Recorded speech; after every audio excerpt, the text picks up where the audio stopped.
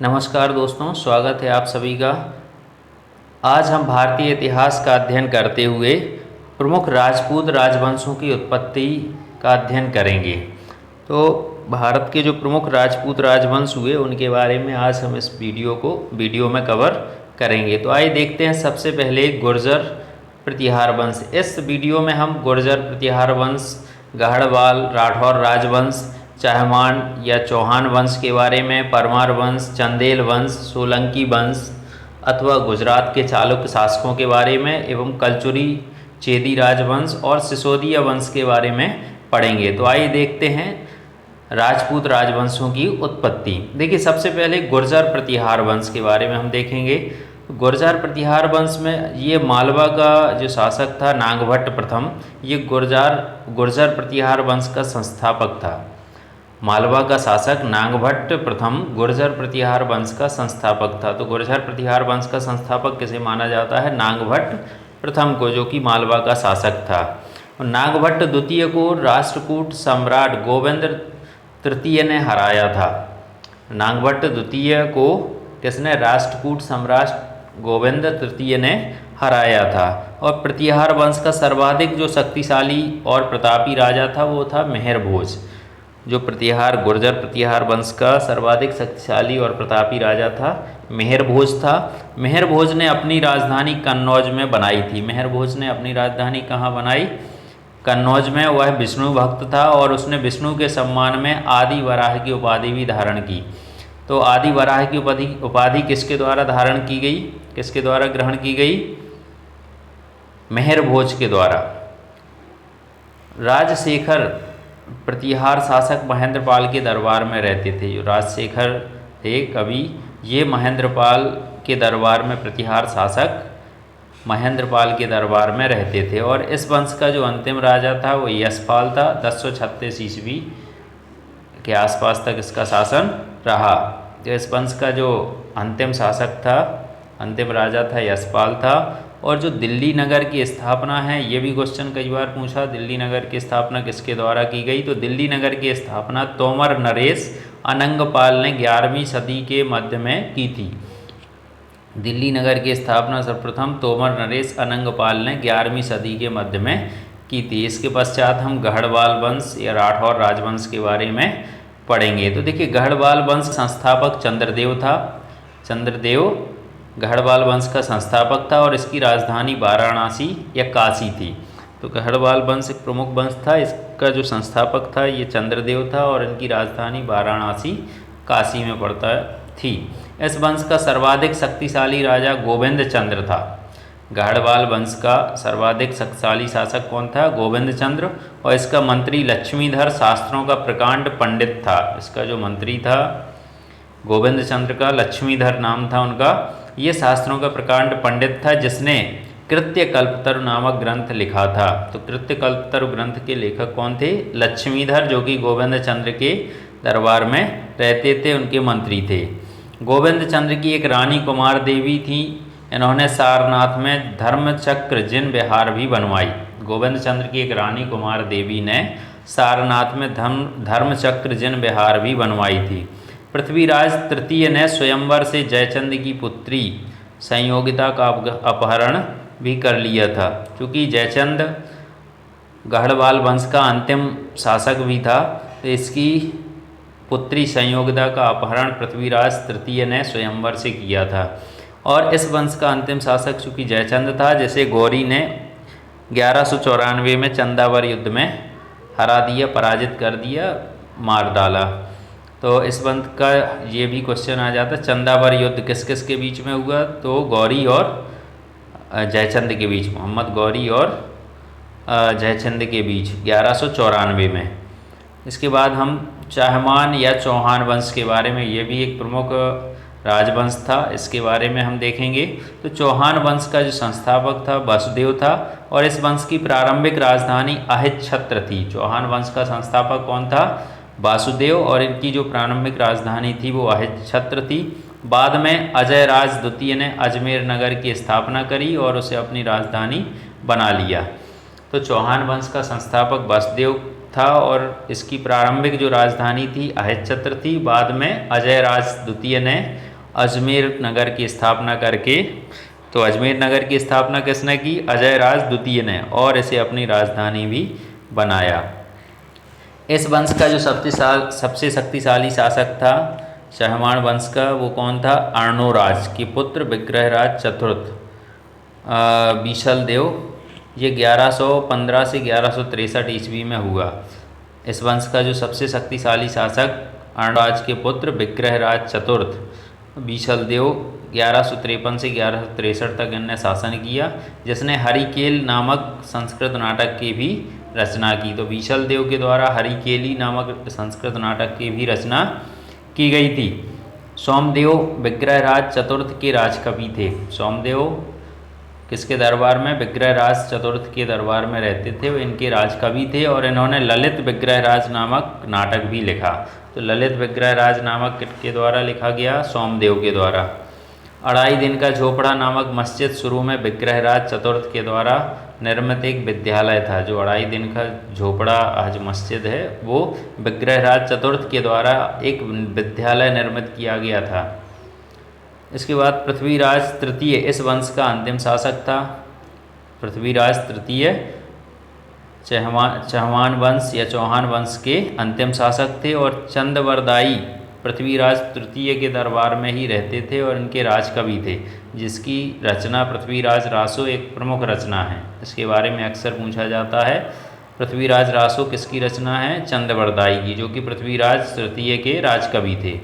रणथंभौर के जैन मंदिर का शिखर पृथ्वीराज तृतीय ने ही बनवाया था। जो रणथंभौर में जैन मंदिर है, उसका शिखर भी किसके द्वारा बनवाया गया था? पृथ्वीराज तृतीय के द्वारा।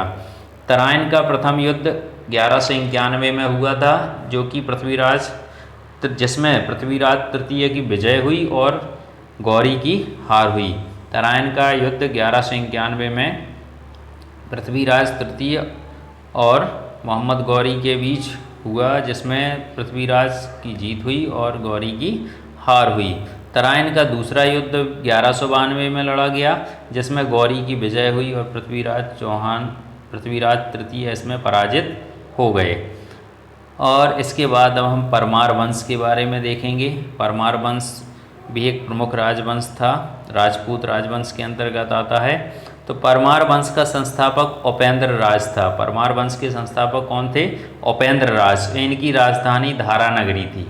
परमार वंश का संस्थापक उपेंद्र राज था और इसकी राजधानी धारानगरी। ये प्राचीन राजधानी उज्जैन थी इनकी। और परमार वंश का जो सर्वाधिक शक्तिशाली राजा था वो भोज था। परमार वंश का जो सबसे शक्तिशाली राजा था, राजा भोज था। राजा भोज ने भोपाल के दक्षिण में भोजपुर नामक झील का भी निर्माण करवाया। तो भोजपुर नामक झील किसके द्वारा बनवाई गई? राजा भोज के द्वारा। नैषधीय चरित के लेखक श्री हर्ष एवं प्रबंध चिंतामणि के लेखक मेरुतुंग थे, जो कि इन्हीं के शासनकाल में थे। नैषधीय चरित के लेखक श्री हर्ष और प्रबंध चिंतामणि के लेखक मेरुतुंग। राजा भोज ने चिकित्सा, गणित और व्याकरण पर अनेक ग्रंथ लिखे। राजा भोज चूँकि एक विद्वान भी थे, इन्होंने चिकित्सा, गणित और व्याकरण पर अनेक ग्रंथ लिखे। भोजकृत युक्ति कल्पतरु में वास्तुशास्त्र के साथ साथ विविध वैज्ञानिक यंत्रों और उनके उपयोग का उल्लेख भी है।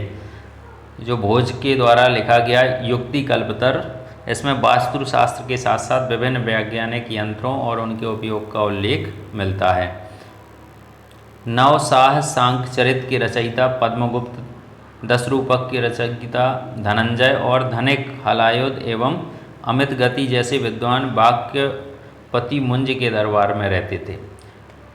नवसाह सांख्य चरित के रचयिता कौन थे? पद्मगुप्त। और 10 रूपक के रचयिता धनंजय, धनिक और हलायुध एवं अमित गति जैसे विद्वान वाक्यपति मुंज के दरबार में रहते थे। कविराज की उपाधि से विभूषित राजा था राजा भोज।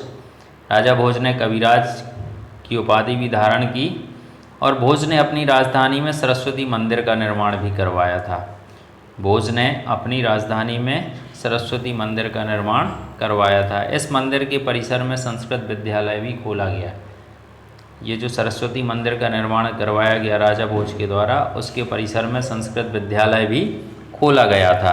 राजा भोज के शासनकाल में धारा नगरी विद्या और विद्वानों का प्रमुख केंद्र थी। राजा भोज जो कि एक विद्वान भी थे, उनके द्वारा कई वैज्ञानिक और वास्तुशास्त्र से संबंधित ग्रंथ लिखे गए। तो ये इन धारा नगरी इनके समय में विद्या और विद्वानों की एक प्रमुख केंद्र रही। भोज ने चित्तौड़ में त्रिभुवन नारायण मंदिर का निर्माण भी करवाया।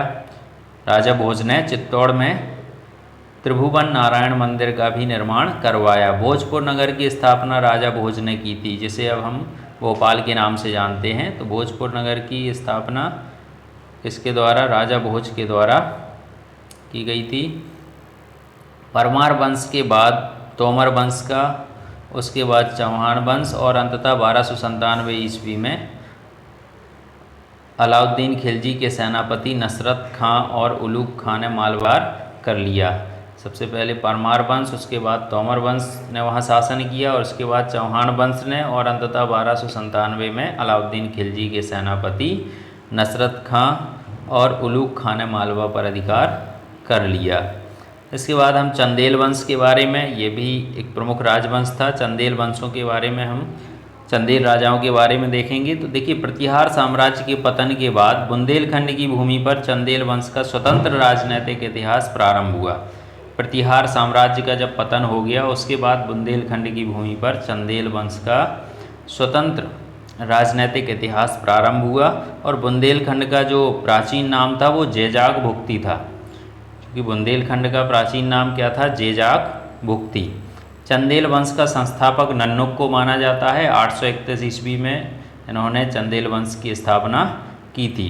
चंदेल वंश का संस्थापक कौन था? नन्नुक। इसकी राजधानी खजुराहो थी, जो कि मध्य प्रदेश में छतरपुर जिले में पड़ती है।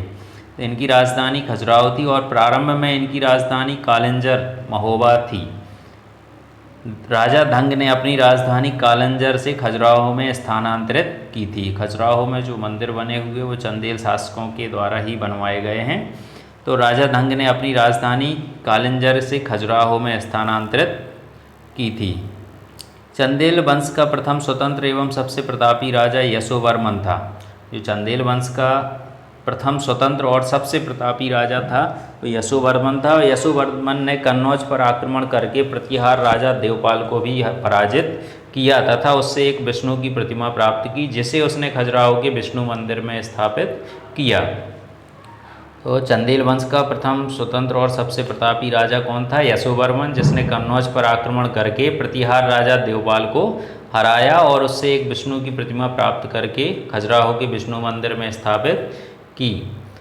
धंग ने जिन्नाथ, विश्वनाथ और वैद्यनाथ मंदिर का भी निर्माण करवाया। राजा धंग ने जिन्नाथ, विश्वनाथ और वैद्यनाथ मंदिर का भी निर्माण करवाया। कंदारिया महादेव मंदिर का निर्माण, जो कि खजुराहो में वेस्टर्न मंदिरों के बना हुआ है, तो कंदारिया महादेव मंदिर का निर्माण भी धंग देव द्वारा 999 ईस्वी में किया गया।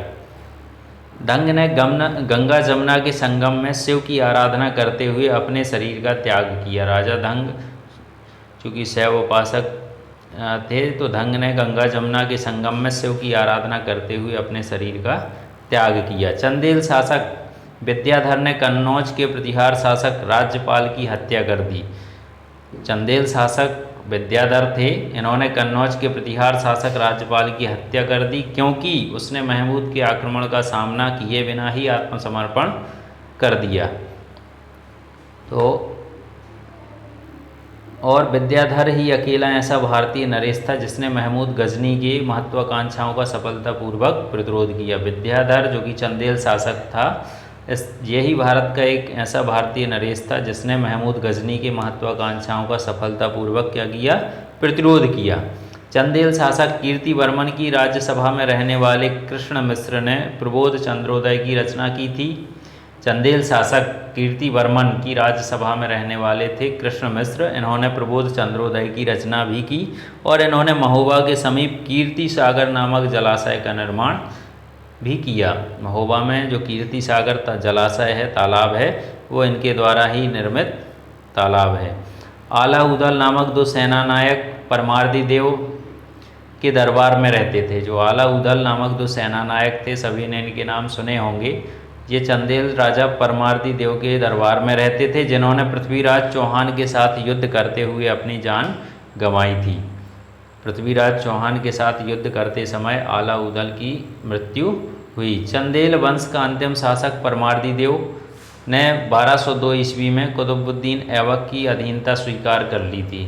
चंदेल वंश का जो अंतिम शासक था परमार्दी देव, उसने 1202 ईस्वी में कुतुबुद्दीन ऐबक की अधीनता स्वीकार कर ली।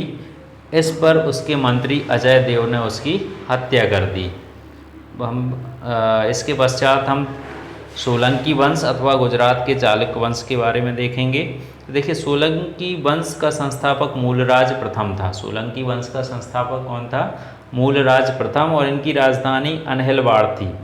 तो सोलंकी वंशों का संस्थापक मूलराज को माना जाता, मूलराज प्रथम थे और इनकी राजधानी अनहिलवाड़ थी। मूलराज प्रथम शैव धर्म का अनुयायी था। मूलराज प्रथम किस धर्म को मानने वाला था? शैव धर्म को। और भीम प्रथम के शासनकाल में महमूद गजनी ने सोमनाथ के मंदिर पर भी आक्रमण किया।